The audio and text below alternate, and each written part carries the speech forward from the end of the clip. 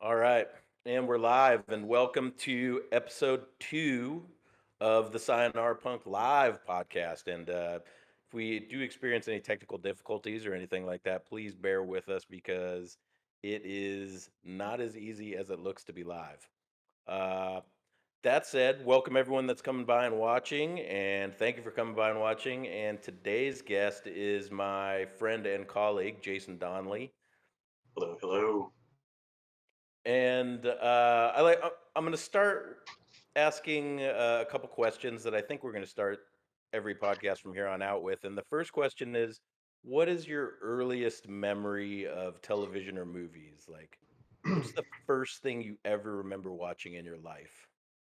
um, that's a tough one, but I think the first real memory that I have of watching a movie was E.T. in the theaters when that came out.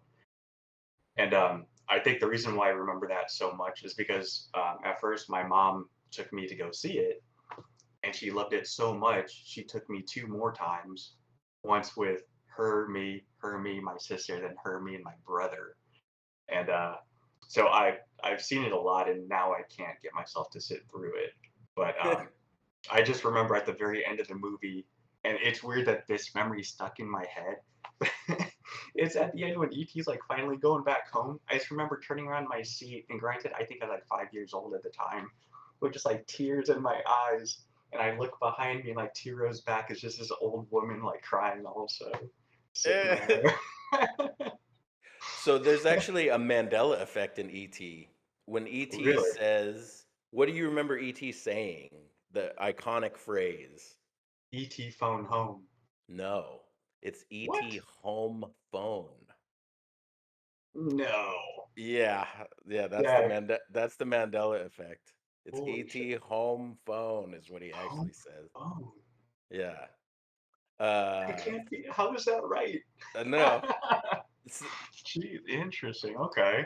So you're one of us. If you have one Mandela effect, you probably have all the rest too. So I think same either, with like Luke and Darth Vader, yeah, where he's like, Luke, I am your father. it's no, I'm your father, is what he actually says. Like, man, that's crazy. Yeah, Um, I love the idea of Mandela effects. Like Kit Kat, does it have that hyphen in between or not? uh-huh. And And so either this is our original dimension or mhm. we have invaded the other dimension. So like either our dimension crashed into the other one or Yeah. we've always been the same and we have a bunch of invaders in ours.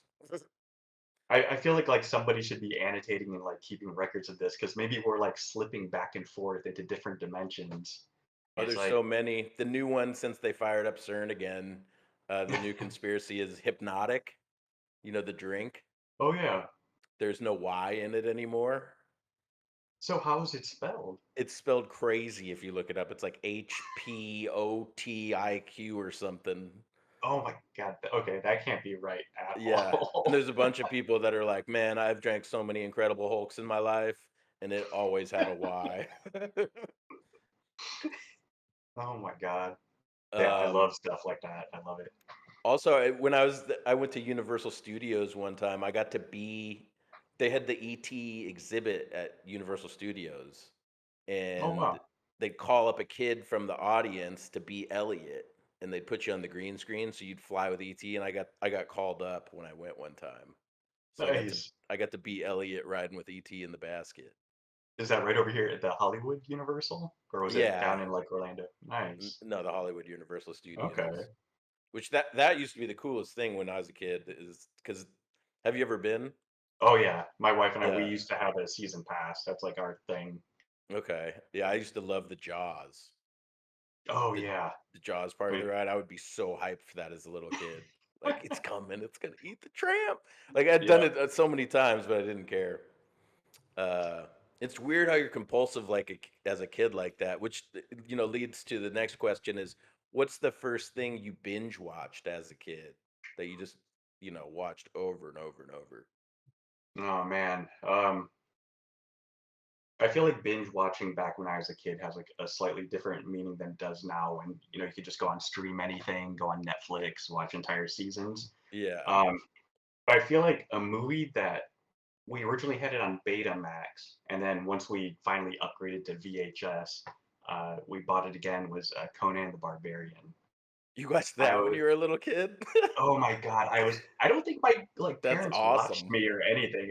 I think they're like off doing whatever they're doing. It's me and Oh, my brother just same. watching super inappropriate kid movies for like a 5-year-old. Yeah.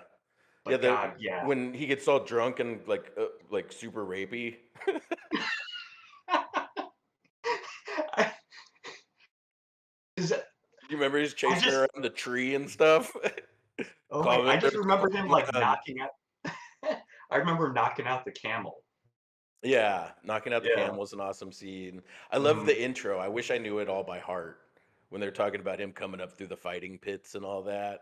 Oh Like yeah, yeah. like the VO in the beginning. That'd be something cool to know by heart. But I don't. Yeah, just everything about that movie just works for me. And like as a kid, so my brother's 7 years older than me. Him and his friends were huge into D&D. So it's like back in classic D&D, graph paper, all the dice, the modules and stuff. Mm. And I would sit there and I would always paint like these little pewter characters back when they were still made out of pewter. And I would draw all the portraits for him and his friends' characters and their uh, campaigns. So when I finally saw a movie like Conan the Barbarian, it just blew my mind because it's everything that I loved, like this high adventure, Come to monsters, life. wizards. Yeah, exactly. And then soon after that was like Red Sonja, Dragon Slayer. I Oh probably man, watched more Red Sonja than I did Conan. I loved that movie. When when he tears out the horn at the end, oh it was my God, yeah. it's so epic. Mhm. Yeah. Yeah. Ah! Oh my God, I loved it. Red Sonja was awesome too, but we never owned it. So like, being a kid back in the early 80s and mid 80s, like it was just if I happened to catch it on TV at the time. And back then the big channel was USA, and I felt like they always had that type of stuff on the weekends. Right. Yeah, they totally did. And didn't Red Sonja also have the I'm blanking her name, but the one that became a crackhead and then ultimately Flavor Flav's girlfriend? Oh, the blonde girl, she was also in Rocky 4 as Yeah, Drago's like wife or girlfriend. Bridget Shoot, I thought Nielsen. she yes, Is that's that it. right? Yeah, That sounds right. yeah. Yeah, man. Uh, yeah, Red Sonja was awesome. I loved the whole mirrored fight too. Oh, Uh, I think you're thinking of Conan the Destroyer with that part. is that Conan the That was Destroyer where he this fights the mirror wizard? yeah, and he had to like start throwing his sword through all the different mirrors to break until eventually it like stuck him, Yeah, and it the was a wizard. monster at the end of it. Yeah. Yeah, that was so that was the sequel. That's Conan the Destroyer, and he was traveling with I can't think of the female's name, but she was a very famous model, African American woman, Oh, right. like She was super also dark in with like she very like was short hair. she was in Boomerang. Yes, her. What what was her name in Boomerang? Lestrange or something? Or maybe that was the Oh my name of god. the No, maybe that was the name of if the it perfume. let's try. Oh my god.